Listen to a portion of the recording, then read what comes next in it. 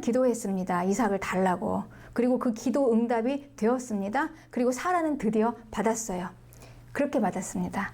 그래서 사라는 이삭을 주신 하나님의 뜻을 잘 알고 있습니다. 왜 이삭을 주셨는지.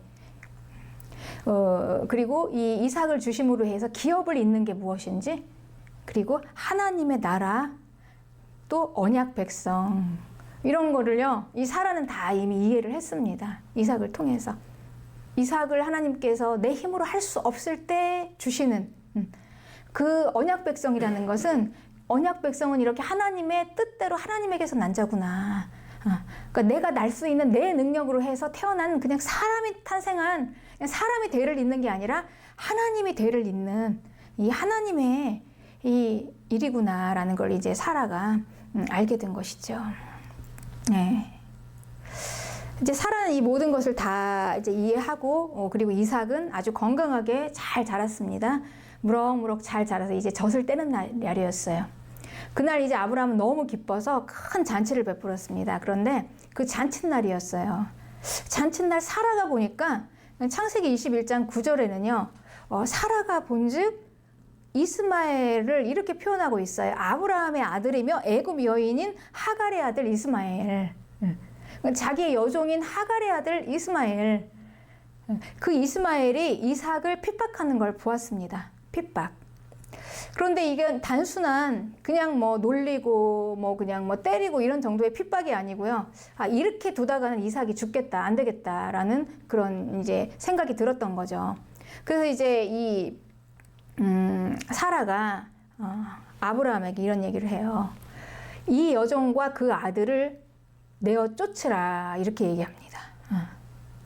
그 여러분 어떻게 생각하십니까? 이 말에 대해서. 사라가 너무 심한가요?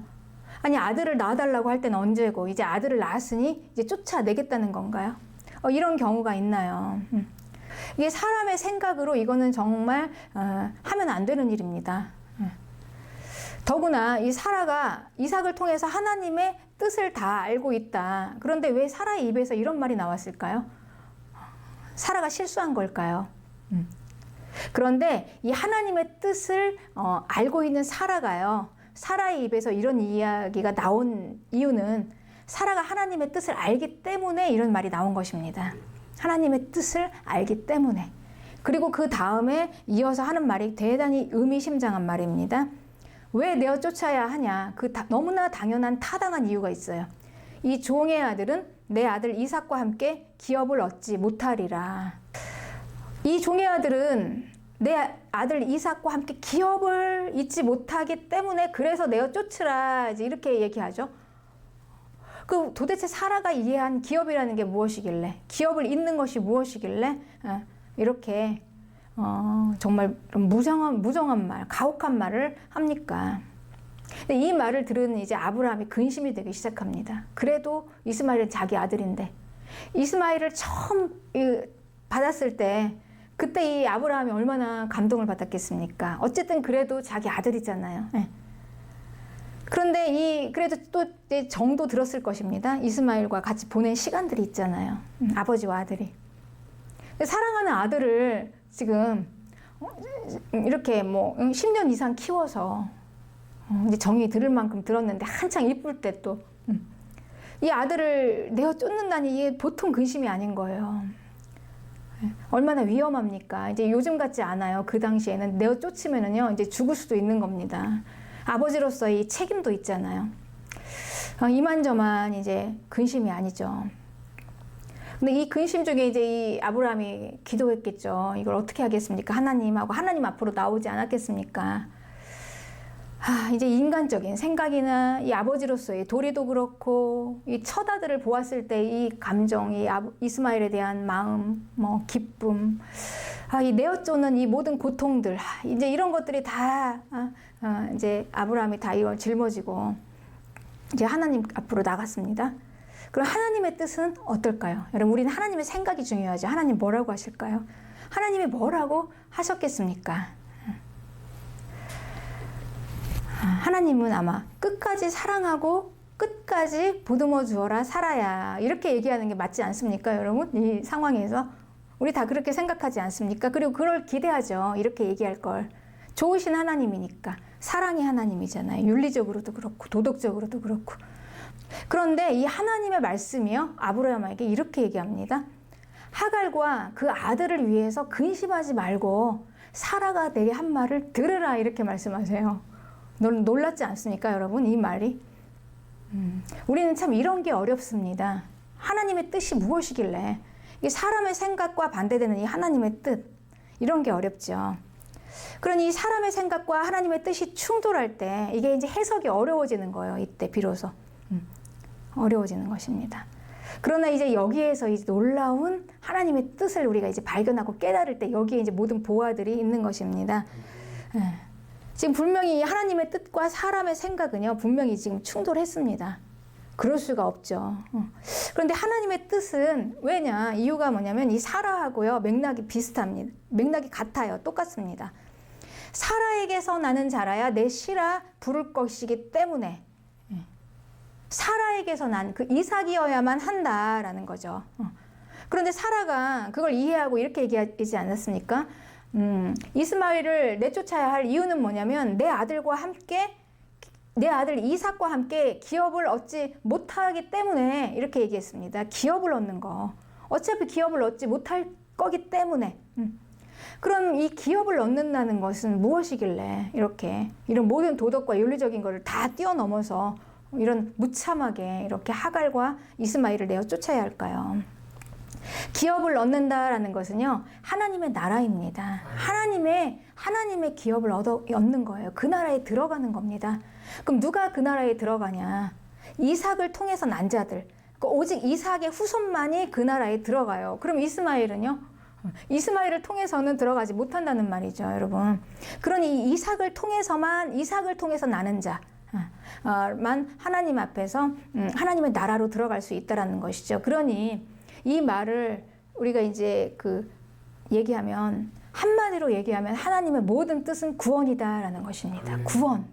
구원이 가장 큰 목적이라는 것이에요. 예. 이것을 중심으로 하나님께서 인도하신다는 거죠. 그러니까 아무리 잘 살아도 구원 이름은 다 잃은 것입니다. 그러니까 사람의 인정을 다 뛰어넘어서 도덕과 모든 부분, 윤리적인 모든 부분을 다 뛰어넘어서요. 여러분, 철학도 좋아요. 우리 종교적인 것 너무 좋습니다. 그 불교의 아주 심오한, 그리고 뭐 유교의 윤리적인 이런 것도 다 좋죠. 도덕적인 거 다 좋습니다. 이 세상에서 잘 사는 거 너무 좋습니다. 그렇지만 우리는 그 하나님의 나라에 들어가지 못하면 다 끝나는 것입니다. 다 잃어버려요, 그걸. 그러니 우리는 구원을 빼앗기는 것에는 단호해야 한다는 것입니다. 네, 그렇습니다. 그러니 성령의 사람은 아주 깊습니다. 깊어요. 그런데 그 육체의 사람은 이 성령의 사람의 그 깊은 곳까지 다 못 들어갑니다.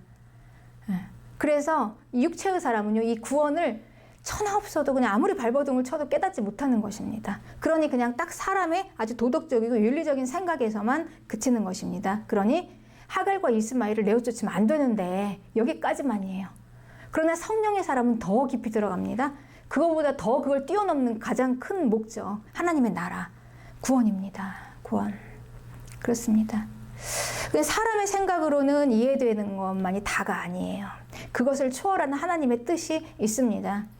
그러니 구원에 이르는 사람의 생각으로 절대 이해할 수 없습니다. 하나님의 일이에요. 하나님의 뜻입니다. 이해할 수 없는 거죠. 그것을 인정하고 깨달을 때 비로소 우리는 하나님의 뜻이 열리는 것입니다. 우리는 하나님의 뜻이 중요합니다. 다수의 의견이 우리에게 중요한 게 아니에요, 여러분. 다수의 의견, 많은 사람들이 다 옳다, 이게 진리가 아니라는 겁니다. 하나님의 뜻이 진리인 거죠. 사람의 생각을 훨씬 뛰어넘고 초월하는 거. 그 육체로는 도저히 깊어서 들어갈 수 없는 그 영역까지 그 하나님의 뜻대로 하는 것입니다. 그 뜻을 알기 위해서 우리가 힘써야 하는 것입니다. 하나님의 뜻이 무엇인가? 이게 분별입니다.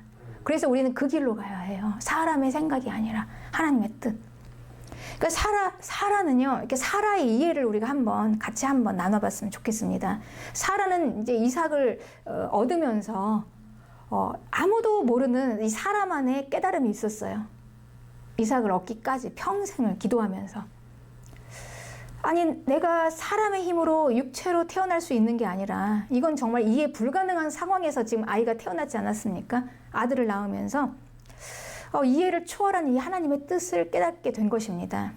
그러니 이 사라의 말은요 단순한 인간적인 말이 아니에요. 하갈이 미워서, 그러니까 이스마엘이 단순히 자기 아들을 괴롭히니까 이게 싫어서, 그럼 뭐 질투심에서, 이런 인간적인 생각이 아닙니다. 사라는 믿음으로 한 이야기입니다. 믿음으로. 그 이삭을 낳고 기업을 얻는 것이 무엇인가라는 거에 대해서 이해했기 때문에 그 사라는 그걸 알게 됐어요. 아, 이 출생에는 두 가지 출생이 있다. 그거는 그냥 자연스럽게 인간의 육체로 낳는 그런 출생, 육체의 출생이 있고, 그리고 하나는 그러니까 사람의 이해로는 태어날 수 없는 그 하나님으로부터 난 출생이 있다. 이 두 가지 출생이 있다라는 것을 이제 사라는 알게 된 거죠. 그러니까 그런데 하나님의 나라는 누가 들어가냐? 다 들어갈 수가 없다는 거죠. 하나님의 나라는 육체의 출생이 아니라 하나님으로부터 난 자가 들어갈 수 있다. 이게 바로 약속의 자녀다. 이게 이삭이다라는 것을 사라가 알게 된 것입니다. 하나님으로부터 난 자, 사람의 출생이 아닌 거. 하나님의 주권으로 난 자. 그러니까 사람의 족보가 아니라요, 하나님의 족보를 이어가는 자들이에요. 그들이 택하신 자들입니다. 택함 받은 자들. 그러니 아무나 들어갈 수 있는 게 아니죠. 육체로 난 자가 아니라 약속으로 난 자. 그런데 이들은요, 육체로 난 자와 같이 있을 수가 없다는 것입니다. 왜냐하면 이 육체가 이 성령을 핍박해요. 그래서 육체가 성령을 핍박해서 죽입니다. 그러니 이 육체의 길과 성령의 길이 달라요. 같이 있으면은요, 이 육체의 사람이 성령의 사람을 죽여요. 예. 그러니 같이 있으면 어떻게 되겠습니까? 이제 죽는 거죠. 예. 그럼 우리 불신자와 신자가 우리가 같이 이렇게 붙어 있으면은요, 우리가 하나님의 물론 뜻이 있어서 구원받을 영혼 같으면 전도를 해서 구원받을 수 있지만, 멍에를 같이 매다가는요, 같이 이제 가다가 멸망하게 되는 거죠. 길이 달라요. 같이 갈 수가 없는 것입니다. 그러니 이 사라가 이스마엘을 내어 쫓으라라는 말은 무슨 얘기냐면요, 육체가 성령을 죽이기 때문에 이 이스마엘이 분명히 이삭을 죽인다, 같이 두면. 그러니 이스마엘을 내어 쫓아야 이삭이 살아날 수 있다라는 거죠. 그렇습니다, 여러분. 네. 둘이는 같이 못 산다. 이삭을 죽이니까, 이스마엘이. 그러니 이 육체를 쫓아내야지 생명이 살아난다라는 것입니다. 그러니 이 이삭을 통해서 기업을 이으려면은 이스마엘을 쫓아내야 한다는 것이죠. 여러분, 이게 믿음입니다. 여러분, 이 원리를 이해하십니까? 이 원리를 얼마나 이해하십니까? 이것입니다, 여러분, 우리의 구원은. 그러니까 이삭과 이스마엘은요, 이게 둘 다 아브라함의 아들이에요. 그리고 할례도 받았습니다. 이제 이 비유를 바울은 이삭과 이스마엘의 비유를 갈라디아서 4장에서 할례의 비유로 하고 있습니다. 아버지는 같지만 어머니가 달라요. 하나는 사라, 하나는 하갈. 그런데 하갈은 종이었어요. 사라는 자유자였습니다. 종의 아들은 종입니다. 그러나 자유하는 자의 아들은 자유인이에요. 그러니까 이삭은 지금 자유인 사라를 통해서 약속을 통해서 받고 태어난 약속으로 난 자예요. 그런데 이스마엘은 어떻습니까? 종을 통해서 그 육체를 따라 난 육체의 사람입니다. 순리대로 태어났죠. 그런데 이것을 바울은 두 언약으로 비유하고 있어요. 둘 다 언약이다. 언약이지만 하갈은 시내산에서 받은 그냥 율법으로 받은 언약이고, 이걸 지켜라, 이걸 지켜야 한다라는 언약이고, 이 사라는요, 이 땅의 언약이 아니라 하늘의 언약이에요. 하늘의 예루살렘의 언약. 그러니까 둘이 너무 차이가 나고 다르죠. 그러니 어머니가 다르니 아들이 다르지 않겠습니까? 그러니 이 율법을 지키면 어떻게 되겠습니까? 율법을 지키는 신앙생활을 하면 종이 되는 거예요. 그러니 약속을 따라서 믿음으로, 약속으로 믿는 그 종이 아니라 자유자는 누구냐면 그게 아들이 되는 겁니다. 아들. 그러니 아버지의 나라는 누가 들어갑니까? 종은 못 들어가요. 아들이 들어가요. 누가 아들이 됩니까? 종은 될 수 없고 자유자인 이삭만이 아들인 거죠.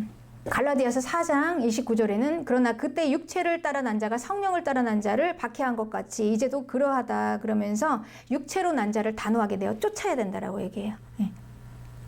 그러니 우리가 이제 이거는 지금 바울이 이걸 비유로 들어서 얘기한 겁니다. 비유로 들어서. 그러니 이 말은 다시 말하면 우리가 믿음 생활을 어떻게 해야 되나를 지금 바울이 이게 비유를 들어서 가르쳐 주는 거예요. 그러니까 우리는 분명히 언약을 받았습니다. 이게 법을 지키라는 언약을 받았어요. 그래서 하나님의 말씀을 계속 우리가 지키는 그런 신앙생활을 하는데 이건 종이 되는 거예요. 그럼 우리는 어떤 신앙생활을 해야 되냐? 하늘의 예루살렘이 이 자유자. 그런 내 아버지를 믿는 신앙생활을 해야 한다는 것입니다. 아버지잖아요. 아들이니까. 자유인이니까. 종이 아니라. 그러니 아들로서의 신앙생활을 하라는 거죠. 아들이 되라는 것입니다. 그러니까 아버지의 말씀을 아들이 듣겠습니까? 안 듣겠습니까? 여러분 정상적인 아들이라면 당연히 잘 듣죠. 자기 아버지 말씀인데.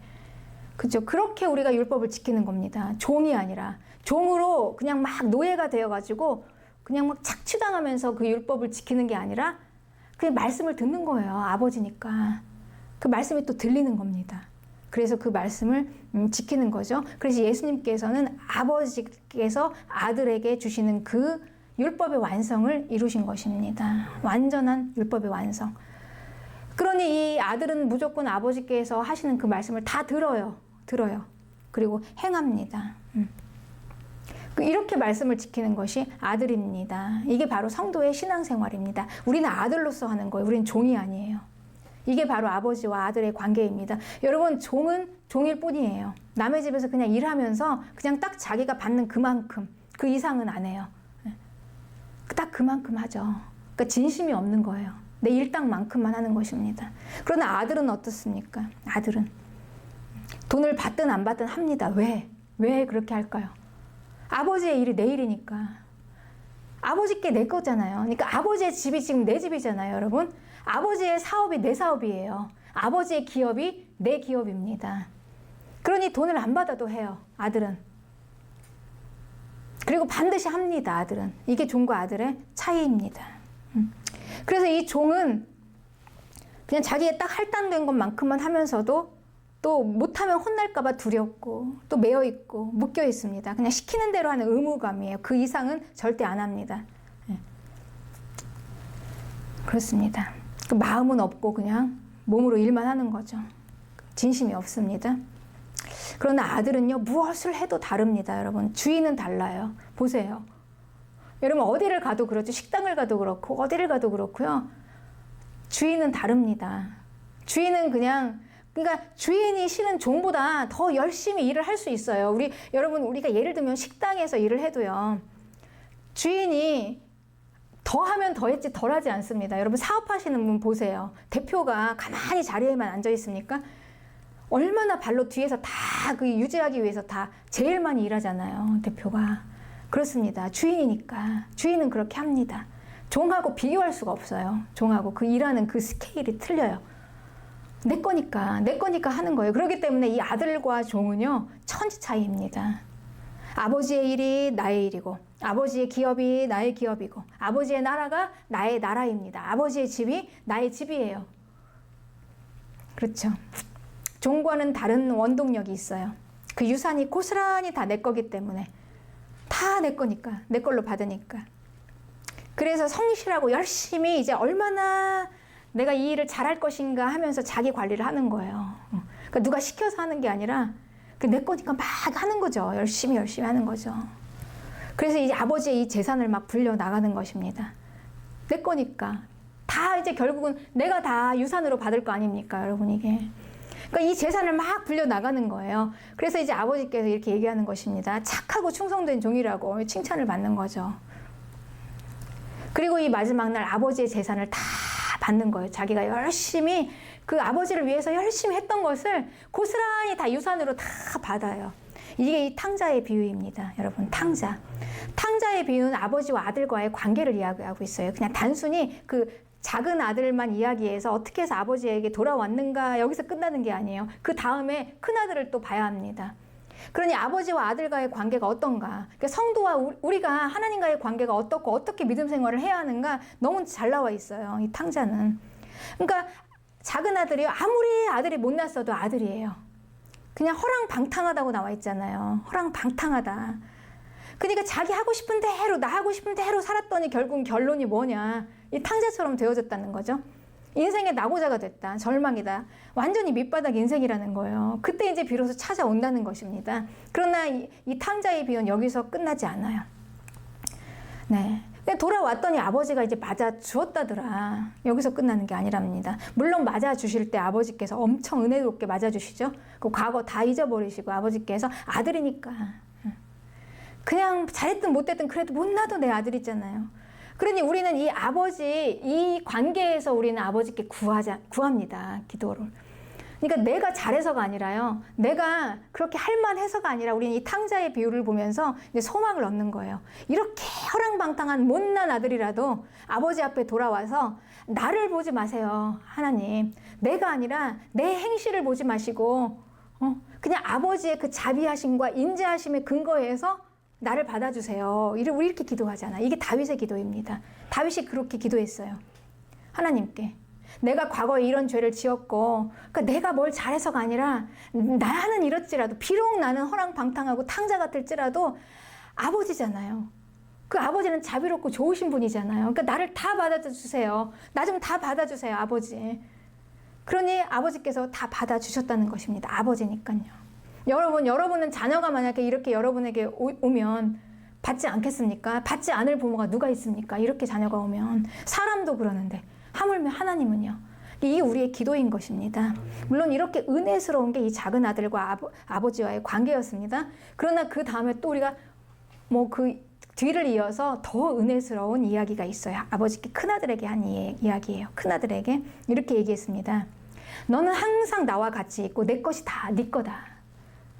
여러분 이렇게 얘기하셨어요. 아버지께서. 너는 항상 나와 같이 있지. 네가 나의 그늘에서 벗어난 적이 한 번도 없었다. 넌 너무나 성실하니까. 모든 걸 다 지켰지. 그래서 결국은 내 것이 다 네게 되는 거다. 여러분 이게 우리의 믿음 생활입니다. 우리가 이 땅에서 그래서 우리가 주를 위해서 헌신하고 주를 위해서 살고 우리가 주를 위해서 일했다고 해서 손해볼 게 하나도 없어요. 아버지의 일이 내 일이니까. 여러분 아버지의 것이 다 내 것인 것을 믿으시기 바랍니다. 하나님의 기업을 있는 자나 아니냐, 하나님 나라로 들어가나 아니나, 그러니까 신자나 불신자나 동일하게 하나님의 은혜를 받습니다. 이 땅에서 하나님의 은혜가 아니면 우리는 살 수가 없어요. 피조물들은. 하나님은 동일한 은혜가 임합니다. 약속의 자녀들이나 아니면 육체의 자녀들이나. 그러나 그 둘에게는 은혜가 다릅니다. 은혜가 달라요. 거기까지예요. 육체까지. 육체에서 먹고 잘 사는 것까지. 이게 바로 육체의 자녀들을 돌보는 하나님의 은혜가 여기까지 임하는 것입니다, 여러분. 그런데 여러분, 우리는요, 종의 아들이 아닙니다. 우리는 하갈을 통해서 태어난 하갈의 아들이 아니에요. 이스마엘의 후손이 아닙니다. 우리는 누구입니까? 사라의 자손, 사라의 아들이에요. 사라. 예. 우리는 자유자의 아들입니다. 사라, 이삭을 통해서 태어난 하나님으로부터 난 자들의 종이 아니에요. 하나님의 은혜가 이 땅에서만 끝이지 않습니다. 우리는 땅에서만 끝이는 하나님의 은혜가 아니라 우리의 기업, 영원한 기업, 그러니까 마지막 하나님의 모든 유산을 다 우리가 물려받는 그 나라까지 이어지는 축복이에요. 우리의 축복이. 여러분 이게 하나님의 나라의 성도의 축복입니다. 이 축복을 여러분이 다 받아 누리신 줄 믿으십시오. 우린 종이 아닙니다, 여러분. 이 어마어마한 축복을 받고 어찌 우리가 그냥 여기서 그냥 땅의 축복 여기서만 끝이면 안 되잖아요, 여러분. 이 어마어마한 하늘의 기업의 축복을 받았는데, 그렇죠? 이 땅의 축복은 당연히 하나님께서 주시는 거예요. 하갈에게도, 이스마엘에게도, 우리에게도. 그런데 우리는 여기서 끝이지 않아요. 우리는 더 영원한 기업을 바라봅니다. 영원한 기업, 그 기업, 아버지의 유산, 거기까지 봐야 합니다. 그렇습니다. 그래서 여러분 우리는 사라에게서 난 아들입니다. 진짜 아들이 됩시다. 종을 내어쫓고 우리 모든 육체적인 이 종을 내어쫓고 아버지의 말씀에 진심이 되는 진짜 아들.